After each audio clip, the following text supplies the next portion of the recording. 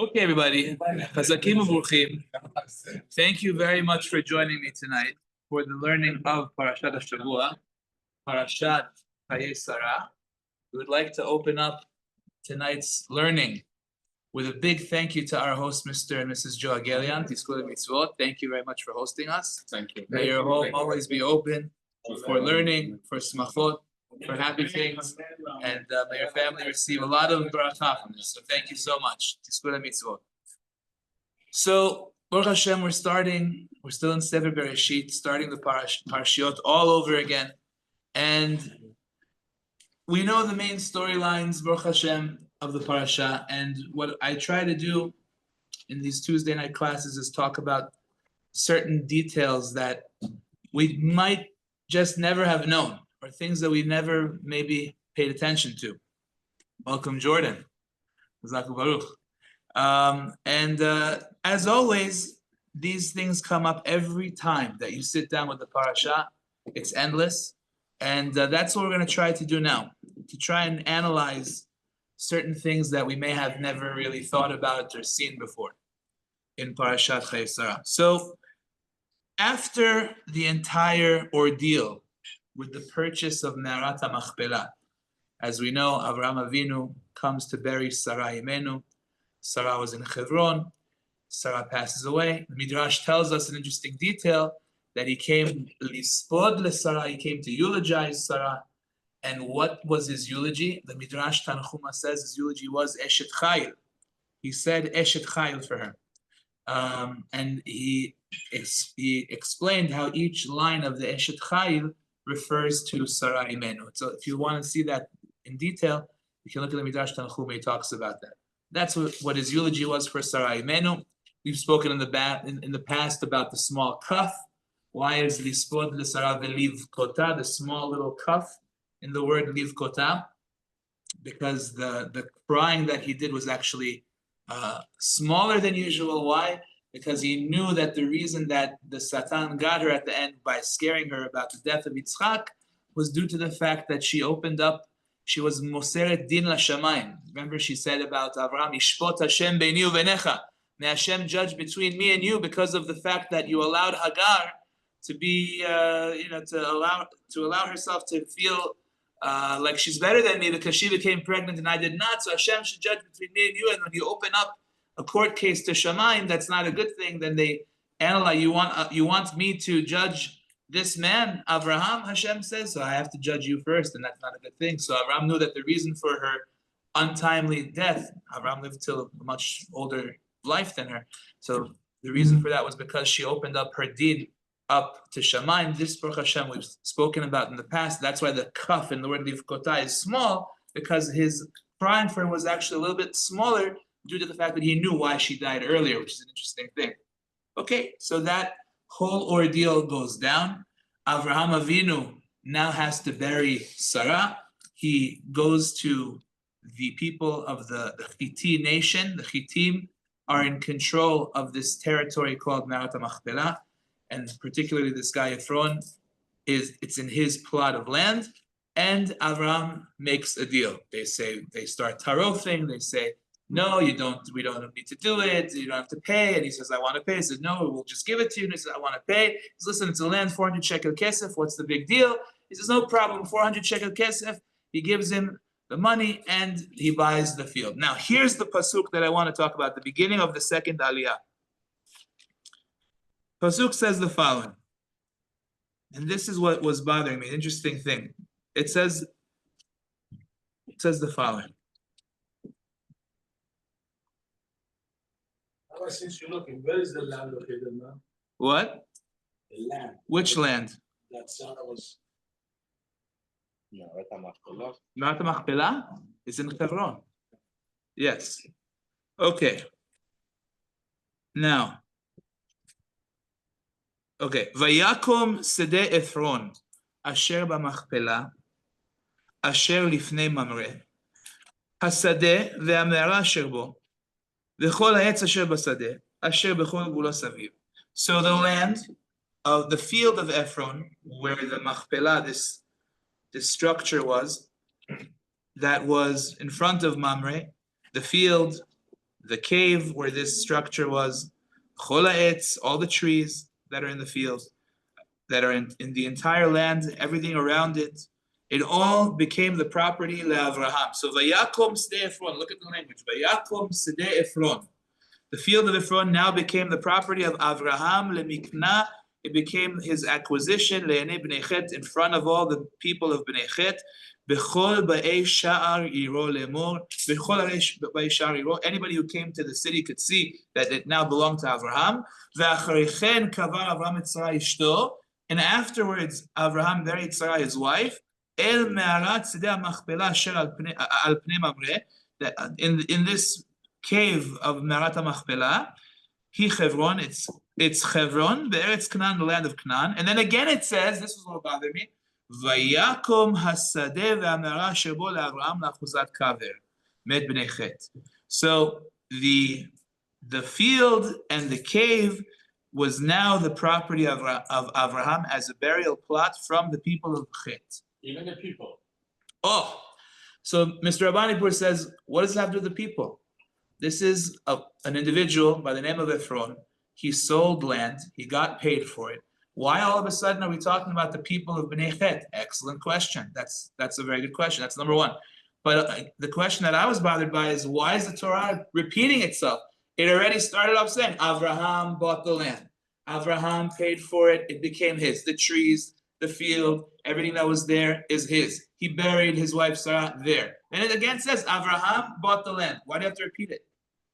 We just said that. That was the question that was bothering me. So I saw a couple of interesting answers for that. The first answer comes from the Alshich.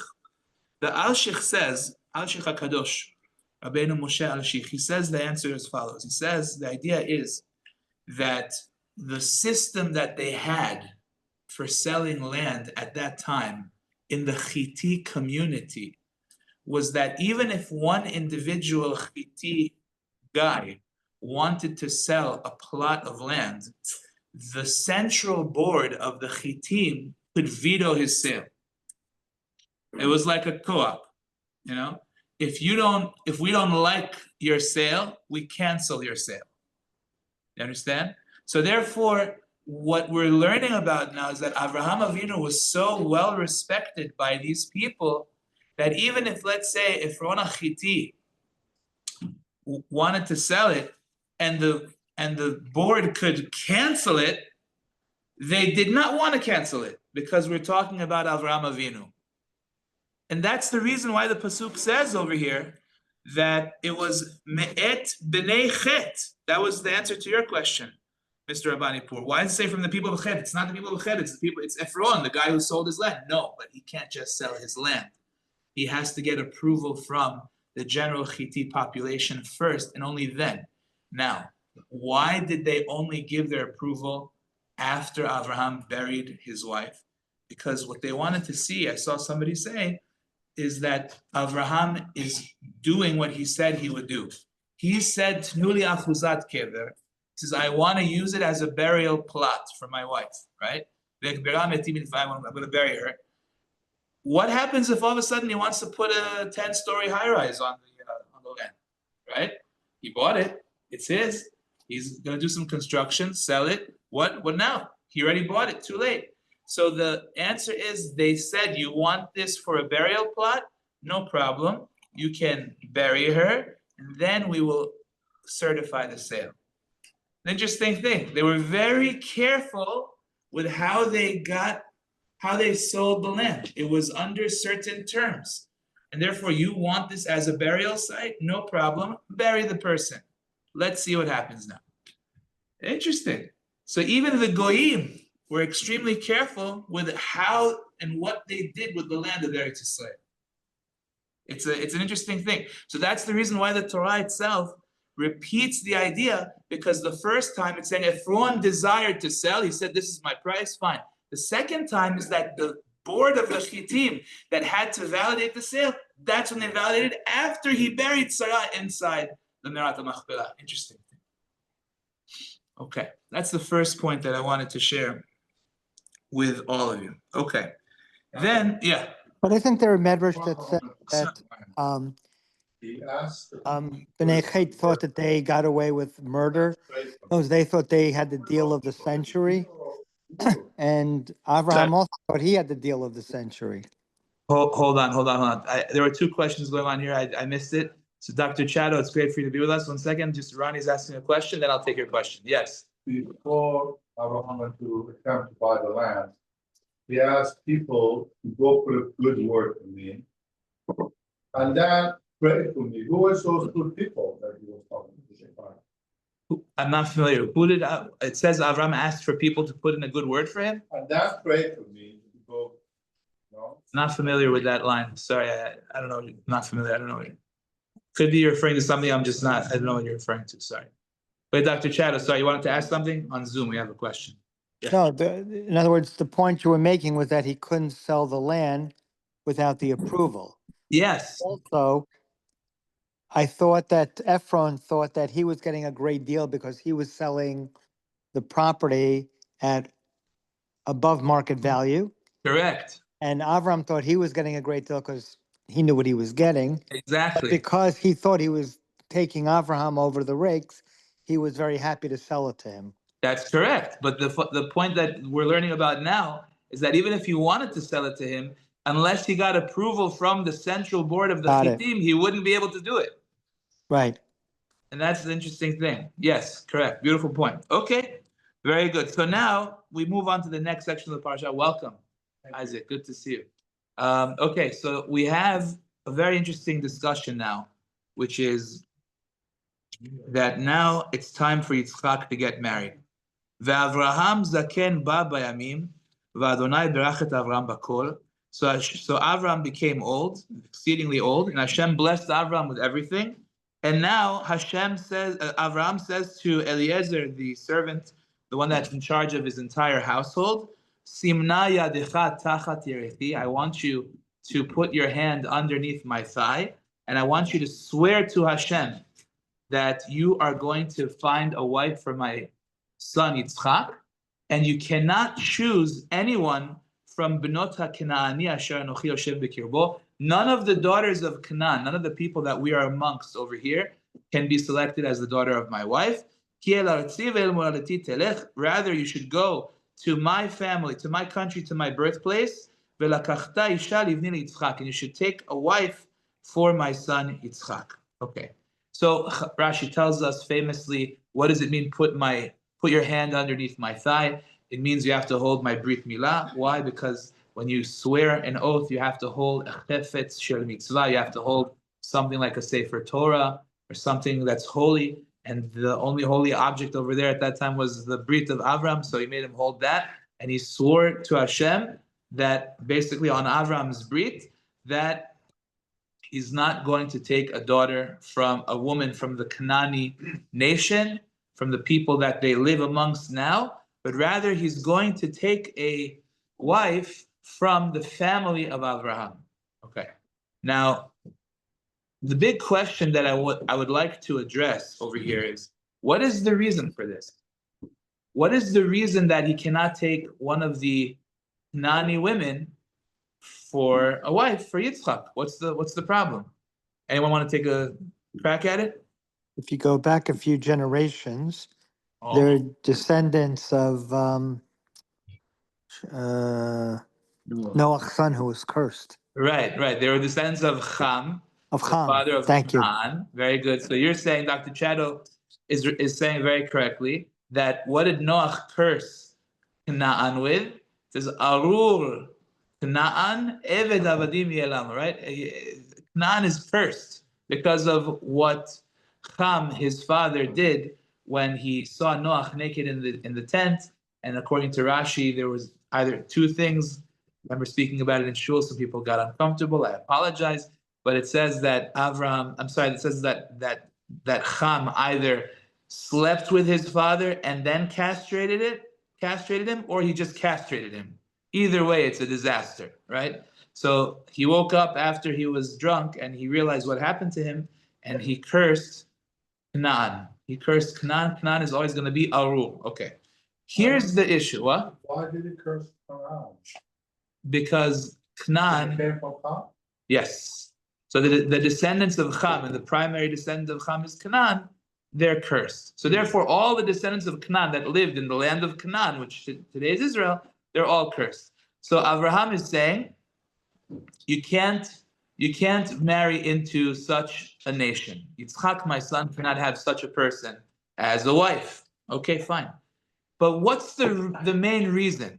When somebody's cursed, what's the problem? That you're going to do things that are bad, do things that are inappropriate, wrong. Here's my question. My question is, I don't understand. Who did he end up marrying? He married Rivka, who's the daughter of Betuel, the sister of Lavan, the worst of the worst people, right? The worst. Think about it. These people were idolaters. They tried to steal all the money from Eliezer when he got there. They were not good people. They tried to kill Eliezer, if you think about it, right? Remember the story when Eliezer got there, they said, why don't you eat something? Meanwhile, they poisoned the food, and they didn't want him to leave alive. They just wanted to take all the stuff and keep their daughter. So these are not good people. So why are you so worried, Avraham, about your son marrying somebody from Canaan? Where are you sending him to? You're sending him to Lavan, Betuel. These people are awful. So what do you gain? They're cursed and they're also cursed. It's bad. Bad news. You understand my question or no? Yeah. Yes? Okay. So that is the question that I would like to address now. So the first answer, I think, is very interesting. I'm going to share with you a bunch of answers. The first one comes from the Chizkuni, one of the Mefarshim, the great Rishonim on the Torah. The Chizkuni says the difference is one very simple difference. Avraham knew that he's going to inherit the land of Israel. And Avraham knew that if he inherits the land of Israel, and it's because of his son, or people will say, you know why Avraham's descendants got this land? Because Avraham's son, Yitzchak, married into the Canaanite people. So they embraced him, they liked him, but it's because of his marriage to the Canaanite people that the descendants of Avraham got Israel. Avraham said, thank you, but no thank you. Not interested. I don't need anybody saying that I got the land of Israel because of my son's marriage to anybody. You hear the interesting perspective here? Avraham was very careful that everything that he had should be attributed to HaKadosh Baruch Hu. He was very careful that nobody should ever say that whatever he has comes from anything besides for Hashem. For example, with the war against Sodom, he had the opportunity to become the richest man on the planet by taking all of the money that Sodom had. Remember, Sodom lost all of their money to the 4 kings who conquered them. Avraham conquered the 4 kings. And the king of Sodom said, look, you know what? Maybe just give me back the people of Sodom, and you take all the money. Avraham said, I'm not taking a string, I'm not taking a shoelace from you. I don't need you to say, I don't need you going around saying, yeah, you know why Avraham has money? He took all of our wealth from Sodom. No, I don't need that. And even if it means I won't have money, so be it. Who cares? I'm not interested. If I have money, it's because I want people to say, Hashem gave me the money. And it turns out, in this week's parasha, what pasuk did we just read? Avraham zaken ba bayamim. Avraham was old. He was very old. V'Adonai berach et Avraham bakol. Hashem blessed Avraham with everything. He had much more than he needed. Hashem wants you to be wealthy, then you're going to be wealthy. It doesn't make a difference to Hashem how it happens. It's going to happen. So therefore Hashem says, you're going to be rich. That's what's going to be. So Avraham says, why should I take it from Sodom and give them the ability to say that they made me rich? I don't need that. If Hashem wants me to be rich, I'll be rich without taking it from Sodom. Same thing over here. I don't need anybody saying that we got Israel because my son married into the Canaanite people. So yeah, they're cursed too. The difference is if my son marries her, then my son will be subject to what people are saying. You know why they got Israel? Because of his marriage. I don't need that. Let him go marry somebody from a different country, and now nobody could say that. And we still get Israel. That's the Chizkuni. You ever hear that shot before? Nice Nope. shot. Huh? It's a nice shot. Okay, fine. That's the first shot. You used to do this a lot back then. They To used- marry from king's daughter to be able to Yes, conquer the land or yes, yes, they did. join forces and stuff by marriage. So Yes, yeah. You want to say something? No? No? Okay, fine. Okay, fine. Good. Okay, that's the first shot. You see how careful he was with that. That's number one. The second shot is as follows. This shot comes from the Kli Yakar. You can always rely on the Kli Yakar to try and address a question like this. He says the following. Avraham made a cheshbon. Avraham made a calculation. He's going to go along the route of the idea that, yeah, there was here a question of who is worse than the other. Is the family of Lavan, Betuel, better or worse than the people of the land of Canaan for Yitzchak? And he makes the following calculation. He says, look, if my son, Yitzchak, marries a girl from Canaan, he's going to be living here in Canaan. He's going to be amongst these people and their families because he married one of them. It's going to have a very bad influence on him. That's not an option. He can't do that. On the other hand, if he goes to my family, wherever they are, Padan Aram, which is somewhere up in around Syria area. So if he goes to there and he marries one of their daughters and he lives with them, that's also really bad because they also worship idols and they do all kinds of bad things. That's not a good thing for him to do either. So what's going to be the solution? Let's get one of them and bring her here. Why will that help? Because he will not be close to them over there. He will be here, so he's not going to get influence from them. And the people here will be so disgusted by the fact that he rejected them and didn't take a daughter from Canaan and instead took somebody from a faraway land and brought her here, that they won't want to have anything to do with him either. They'll be grossed out by him. So he's able to isolate Yitzchak by getting a girl from a different country. That was his first plan. That was the first problem. He says, but there's one more issue. The other issue is that the genes of the people have an effect. And he says there's a big problem with people that their genes have, so to say, tendencies of really wrong, bad, immoral, degenerate-like behavior. Those types of behaviors have an effect on the children that they give birth to later on. And therefore, he says, the people of Canaan, not only were they idol worshippers, but like Dr. Chado told us before, way back when, Canaan and his father did really bad things to Noach, right?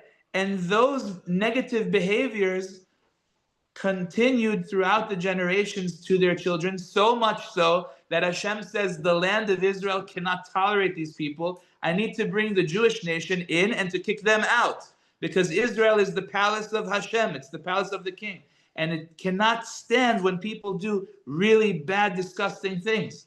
So therefore, Hashem says these people have to go. They cannot be here. So Avraham Avinu is saying the following: what's worse?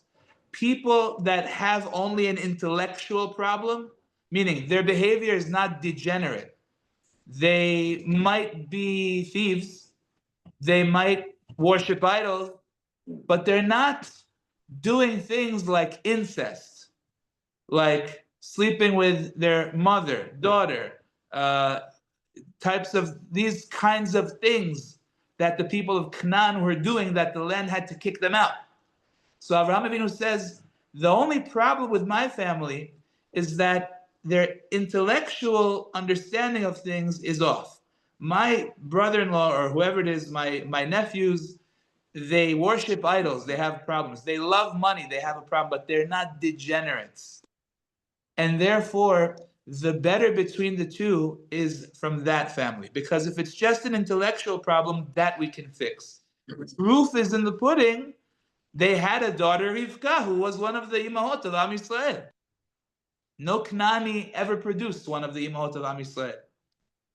So the fact that Rivka was born and was such a Baalat Chesed means that if it's just an intellectual understanding which is off, that could be fixed. But if it's in your DNA that you're doing bad things, that you can't fix. And that's the difference between Arur and not Arur. The Canaanim were Arurim. And that's the reason why Eliezer was not an option. Eliezer, we know, said to Avraham, right, Ulai lo tirtze, maybe she will not desire to come with me. And if you look in the pasuk, the word Ulai is written without a vav. It says Aleph Lamed Yud.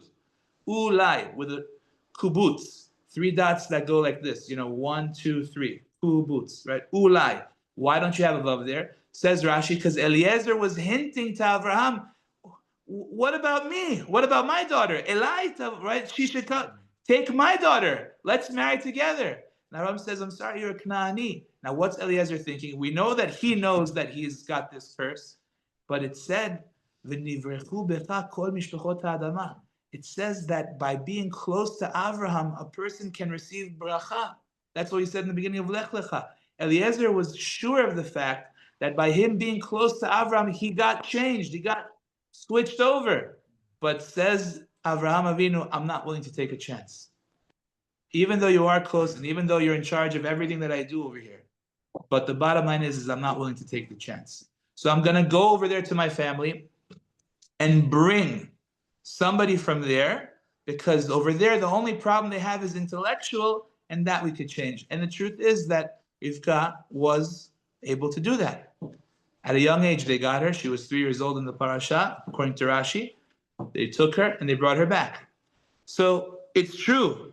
It's true that they planned on killing Eliezer. It's true they planned on taking all his money. Murder and stealing is not the best of traits. But at the same time, says the Kliyakar, those are problems that could be dealt with. It's not in your DNA. It's not something that's going to necessarily go over to the next generation. That's why Avraham was able to take. Yes, you have a question. I didn't say to take Lot's daughter. I think Lot was better than Abraham. You could send to Lot, right? Lot had 2 daughters. Why he didn't send to them? To bring the daughter. They were older. And Lot was much better than Laban.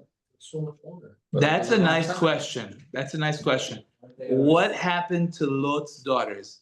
Well, it could be that Avraham didn't know what their story was. Remember, they were in hiding, and as far as he knew, they were married. They were engaged. What is that? Last Parashat. Yeah. They have 2 daughters that are engaged, nobody touched them. Yes, that's true. Correct. Correct. When he went over there to bring the Lord and his family, I'm and saying- fight before Yeah. king, Right. when he knew that he had 2 daughters, so why he didn't do? I mean, do you think he knew that they were no longer engaged? He free all Do- family. I'm saying, do you think that he knew they were no longer engaged? What do you know? That they were not engaged anymore? How did you know that? They're family anyway. No, I understand that, but Cousins, no? okay, it's a good question. It's a good question. If he really knew that they were not engaged anymore, then we have a good question. Why did he choose to go all the way there and not look? It could be that one of the things that are coming to my mind now, maybe because they were from Sdom and they saw what it was like over there. He said, you know what? Family. This is not, yeah, family, but Sdom is like disaster. No, It's a thought. It's a good question. I hear your question. I like it. Yes.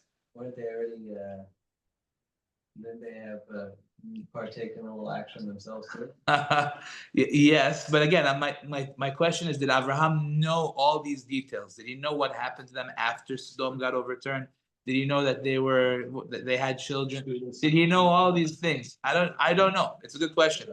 It's a very good question. But wasn't one of Lot's daughters, was married to Moab and the Mashiach came from it? What? Yes, of course. But Reason why he didn't go to Moab's daughter, Lot's daughter? again, the question is, did he know all of these things? That's a good question. Okay, let's go.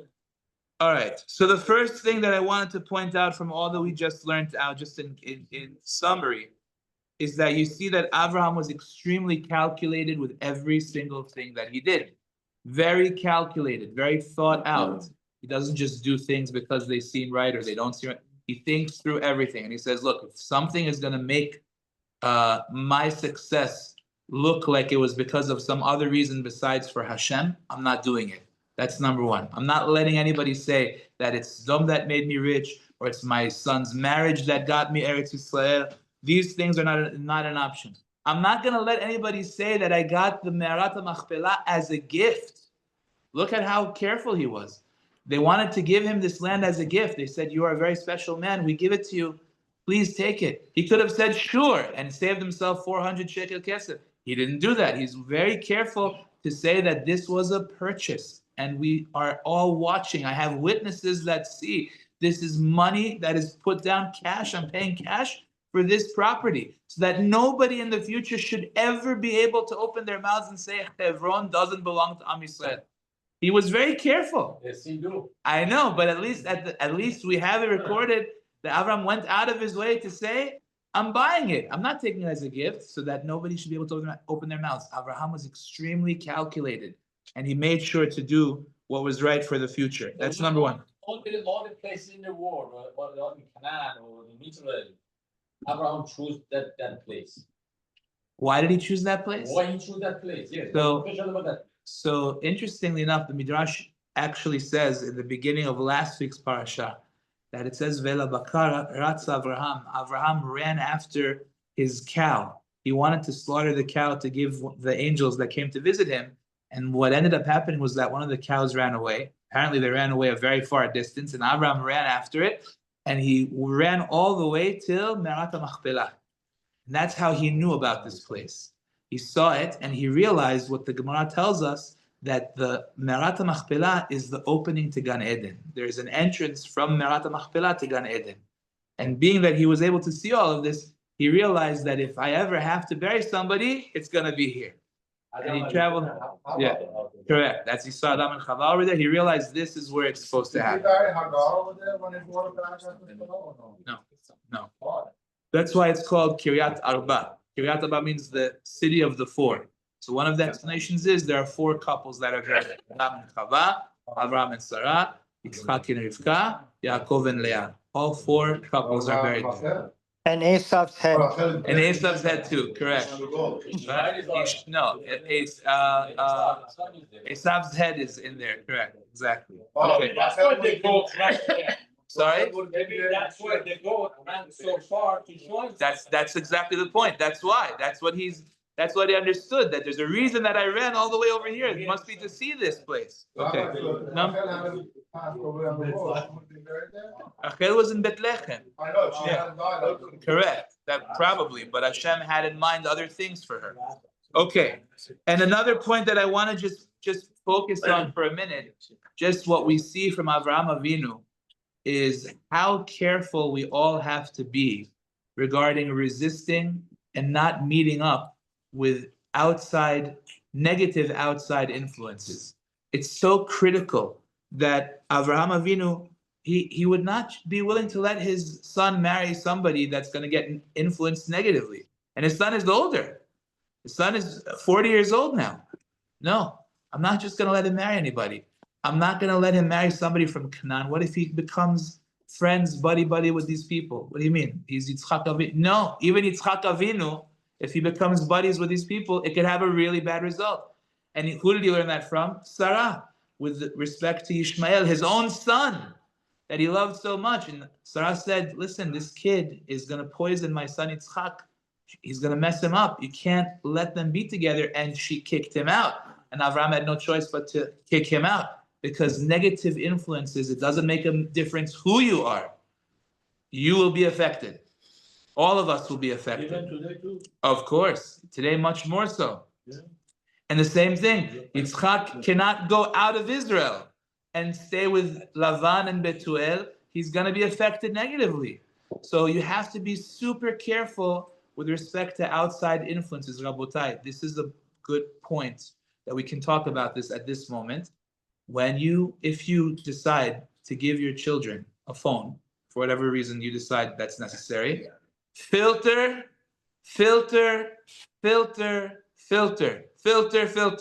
You cannot assume that they are immune to the different different things that are out there in the world.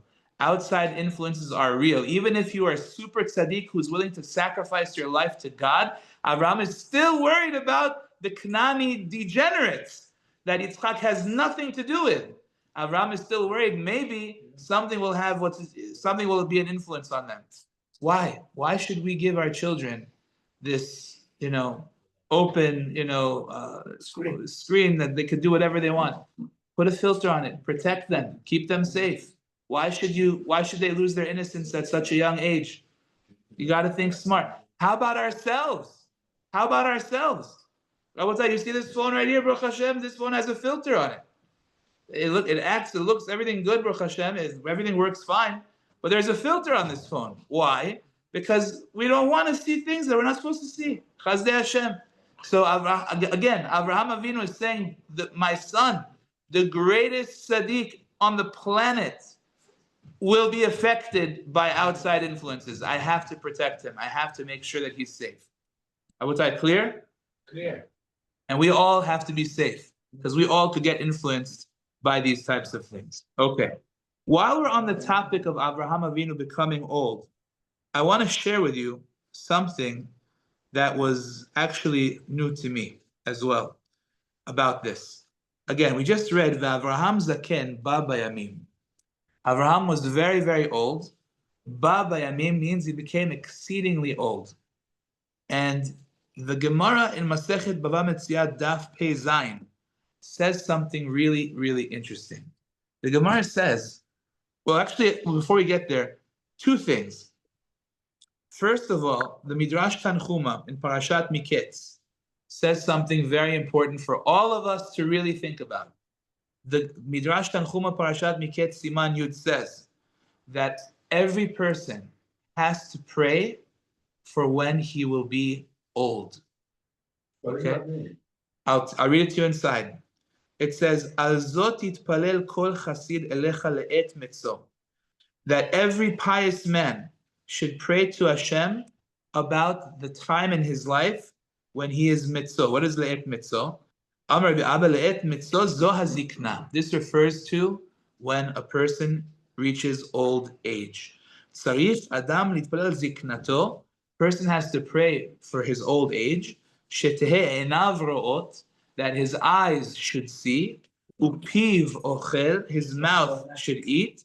Veraglav me'alechot, and his legs walk. Shebizman she'adam yazkin, because when a person gets old, hakol mistalek mimenu, everything leaves him. Right? And it says that about Yitzchak Avinu. Yitzchak Avinu, it says about him, right? Vatichena enav, his eyes dimmed, he couldn't see anymore. It says that about Yaakov Avinu. Ve'enei Yaakov kavdu mizoken. The eyes of Yaakov, they were so heavy because of his old age. He couldn't see anymore. That's why he, so to say, he put his hand on Ephraim. And not sure the whole story over there. The idea being that a person has to pray that he should be, in the time of old age, still fully functional. It's a very important thing. So the Rabbeinu Yehuda Bar Yakar, which was the Rebbe of the Ramban, says that we all do this every day and we don't even realize it. In our davening, we say Ala Tzadikim, V'ala Chasidim, V'al Sheritam Chavisad, V'al Pletat Bet Sofrim, V'al Ziknehem. So when we say the words V'al Ziknehem in Nusach Ashkenaz, V'al Zikneh Bet Yisrael, or Amcha Bet Yisrael, when we say the words V'al Ziknehem, that's what you're supposed to have in mind. That the elders of Am Yisrael, and Hashem, when we, God willing, reach that age, should still have all of their faculties in full functionality. So over here it says, Avraham Zaken Ba Bayamim, V'Hashem berach et Avraham bakol. Hashem gave Avraham bracha in every area. Now look at this. Avraham is very old at this point. Everyone was going, Abraham's 100 years old. He's having a baby. He wasn't done. Avraham was nowhere near finished. It says that after Sarah died, he goes and he has a pilegesh. Her name is Keturah. Keturah, according to Rashi, is actually Hagar. Hagar was very, very holy, so much so that an angel spoke with her. And Hagar closed herself up and was anticipating for Avraham to take her back in marriage. And she had more children from Avraham. She and he in their old age. It's an amazing thing. So Hashem gave Avraham this special blessing that he was blessed with a full functionality even in his exceeding old age. Yaakov didn't have that, neither did Yitzchak. Very interesting thing. Food also. What? Good food. Good food too. Yeah. No, but this is important. When do we say it? If you ever read Tehillim, there's a pasuk that they made a very nice song out of it. The pasuk says, Al tashlicheni le'et zikna. Veruach kodshecha al tikach mimeni. That pasuk in Tehillim says it all. David HaMelech is praying, when I get old, don't just leave me, Hashem. Take care of me. So we see from this pasuk over here that the Midrash tells us we have to pray for that time in our lives when we reach old age. It's very important. That's number one. The Gemara goes further. The Gemara in Masechet Bava Metzia Pei Zayin with Aleph says something very interesting. It says that until the time of Avraham Avinu, there was no old age. Now, those words are very hard to understand. What do you mean there was no old age? Well, it says people go to Avraham and they thought they were talking to Yitzchak. They go to Yitzchak and they thought they're talking to Avraham because Avraham looked exactly like Yitzchak and Yitzchak looked exactly like Avraham. They looked the same. You couldn't tell one from the other. So it says that Avraham Avinu davened that this should no longer be the case, and therefore hitpalel Avraham sheyakiru ha'avdel beno leven beno, that people should be able to see the difference between the two, and Hashem accepted his tefillah, and at that point, people started to see the difference between Avraham and Yitzchak. Now, the Maharsha asks, what do you mean there was no old age until that time? What does that mean? It says by the story of Sdomi, Narvad, Zaken, young people, old people. You see, there was such a thing as old people. The daughters of Lot said, our father is old. What do you mean? There were plenty of old people. What does that mean they couldn't see Avraham was old? The answer is they didn't see it on the body. They didn't see white hair. They didn't see the person's hair going white. And Avraham Avinu prayed, says the Maharsha, that his hair should change. People should see that he's no longer the same young age that he was. And at that point, people started getting white hair. Very interesting. From the Maharsha. Yes, that Avraham Avinu davened that should be the case. Another answer to this question is, what does it mean that there was no old age? The answer is, Paneach Raza says this. He says that when Avraham had Yitzchak, even though he was already old, he became young again. So did Sarai Imenu. The Gemara says something very interesting. The Gemara says that people said about Sarai Imenu, this is a joke. When they had Avraham, they said this is a joke. They must have gotten an adoption. They're saying there must have been some abandoned kid in the marketplace. For those who do the daily mission with me, a Sufi it's called, right? Yeah. Right. They must have just gotten some kid. And what happened was they made a big party. And people said they're making a party, but it's a joke. They invited everybody. They said, bring your kids. And the Gemara says, Sarai Imenu nursed all the kids of the community. She was sitting there. It says her breasts became like a flowing mountain, a flowing river that was just nursing everybody. It says it was a miracle. So people said, so Avraham also, what's the deal with him? So maybe she conceived, but not from this guy. And that's when Avraham became very young again. So Avraham had to pray when Yitzchak grew up that he should look older again. And that's what happened. Yes? But at this time, weren't people having kids older than 100 anyway? Not at this point anymore. At this point, Hashem already said that the average lifespan of a person is 120, and therefore people started to not have kids at that age. Not very rare we have 120. What? Now it's very rare. That is correct. That is correct. Question. Yes. As we're sitting in here, I don't know, maybe it's a stupid question or not. As we are sitting in here, which one of us from Abraham, Yaakov kids or Yitzchak? Is there No, something? all of us here are the sons of Avraham, Yitzchak, and Yaakov. Which one? All of us. Avraham was the father of Yitzchak. Okay. Yitzchak was the father of Yaakov. So one is our Pedar Bozogi. One is the Pedar Bozogi Bozogi. It's not Pedar Bozogi. You're sitting down to have 12 boys. Which one of these boys? No, they call us Bnei Yaakov. We are Bnei Yaakov. Bnei Avraham, Yitzchak, and Yaakov. Our forefather was Avraham, Yitzchak, and Yaakov. When we say Amidah, we say Baruch Hashem, Magen Avraham. We're all of them. So the question is, which tribe do we come from? So if you're a Kohen, you know you're Shevet Levi. You're from the tribe of Levi. So your great-great-great-grandfather was Levi. But if you're from Yehuda, we don't know if we're from Yehuda or Binyamin. Most of us are Yehuda, Binyamin. The 10 tribes, unfortunately, they say are lost. We don't really know what their situation is. Some say they're out in Asia, some say they're different places, but we don't have. In Afghanistan, over 20 million. It could be. It could very well be. So Afghanistan. I'll share with you one more point about those pilagshim. It says ulivnei. You have a question? I'm sorry. About Avraham Avinu, Bava Metzia, Hey Zayin, Amud Aleph. So we'll just share with you this one last point, guys. It says Natan Matanot. It says Ulivnei Pilagshim Natan Matanot to the sons, guys. It says Ulivnei Pilagshim Natan Matanot to the sons of the concubines Avraham gave Matanot. And again, the question, talking about staying away from influences that are not good. So, what gifts did he give the Bnei Pilagshim? Avraham, it says he had sons from his Pilagshim, from his concubines, and the Mefarshim say that's Keturah. So he had more children from Keturah. So, what gifts did he give them? So it says Matanot, gifts. Missing the letter Vav, Mem, Taf, Nun, Taf. There should have been a Vav there. So the Chizkuni asks, why is it missing a Vav? So the question is, well, what did he give them? So Rashi says he gave them all kinds of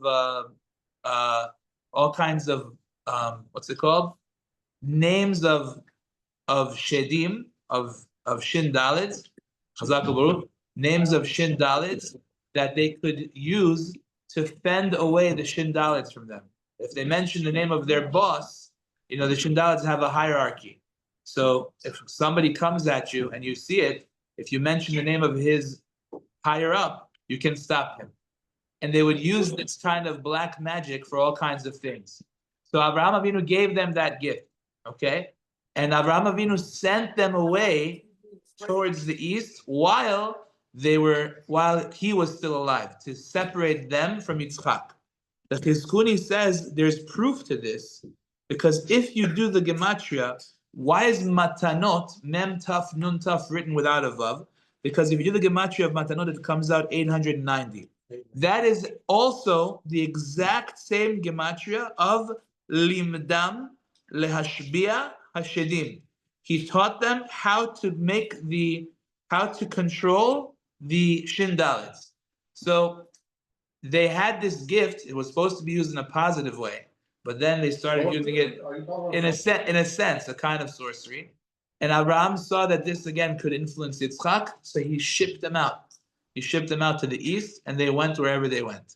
Again, same idea. Avraham Avinu saying Yitzchak Avinu has to stay pure, and if there's any outside influence that could do harm to him, I'm getting rid of them.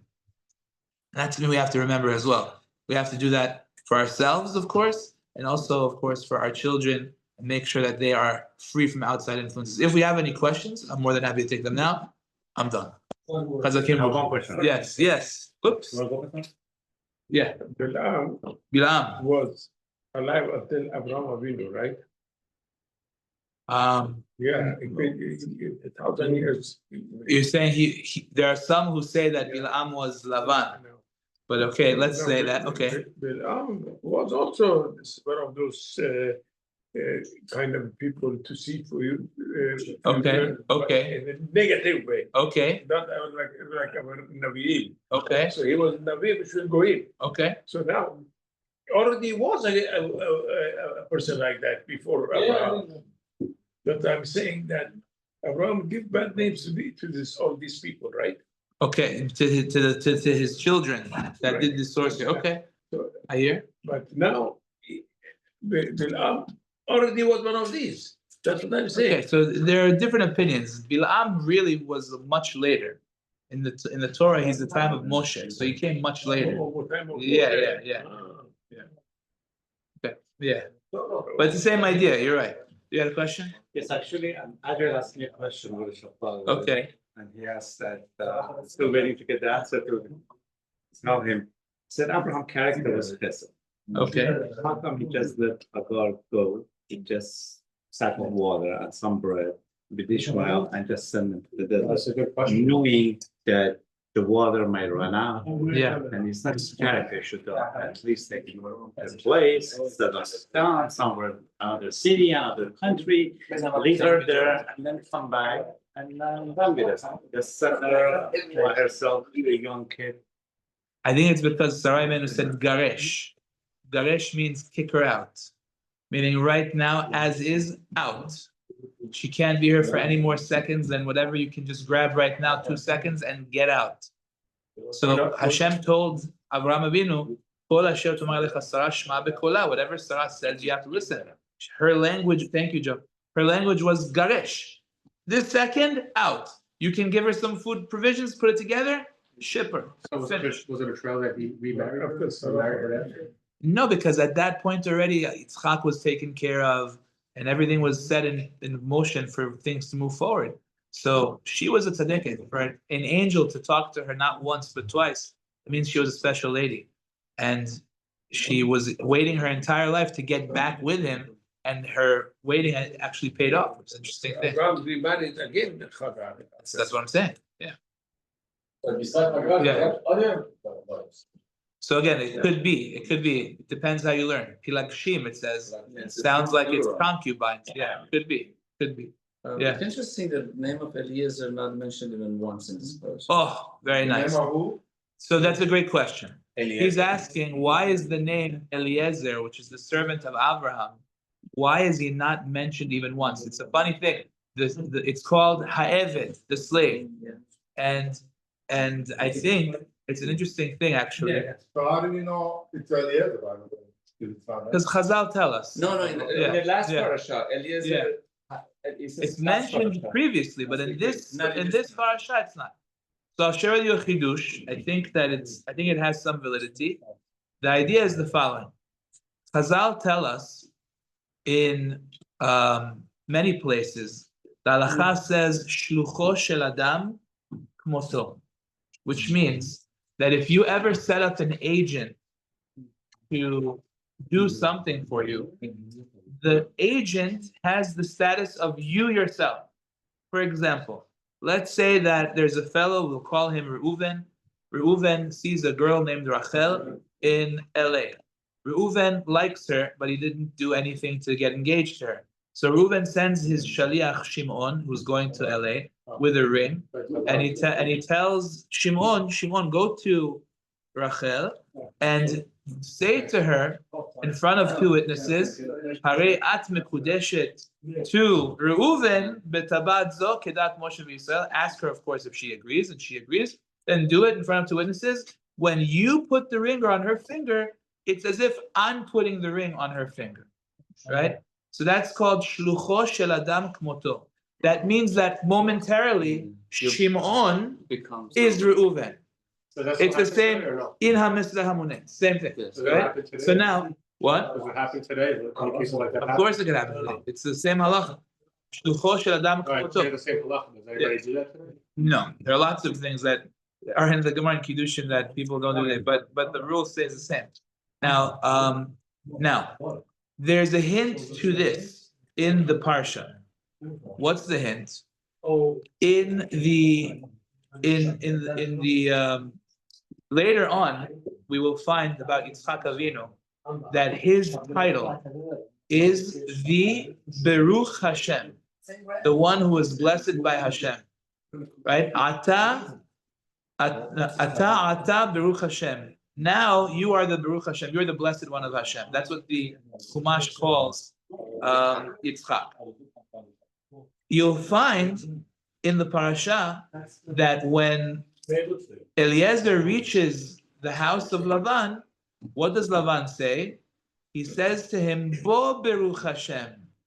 Come, the blessed one of Hashem. The same name that Yitzchak is called later, is used with the slave now. The reason that his name is not used is because he's not himself today. Now he's Yitzchak. Now he's an operative for Yitzchak Avinu. So there is nobody here. There is no Eliezer here. It's all Yitzchak. And it's a testament to what a good and faithful shaliach he was, that he didn't deviate from his mission even a little bit. Not slightly, so that's why he's no identity right now, he's the Eved, he's the shliach of. And he didn't know he's gonna end up getting leaked. They didn't know. He didn't know. He was thinking, saying that if I go somewhere and I hope that I find a girl, that she not only. Yeah, he gives didn't me the know, he water, didn't know about Rivka. He didn't know. Yeah. about it. He didn't know who this girl was. It Correct. was gonna be, so it's. Correct. Yes, She was 3 years old. according to Rashi, she was 3 years old, that's correct. Somewhere, I was. And they have to They- back they- then. Who? Who was 3 years? I believe. Kiss her, what did that mean? Okay, that's, yeah, okay, thanks for joining us, guys. Chazakim Ruchim.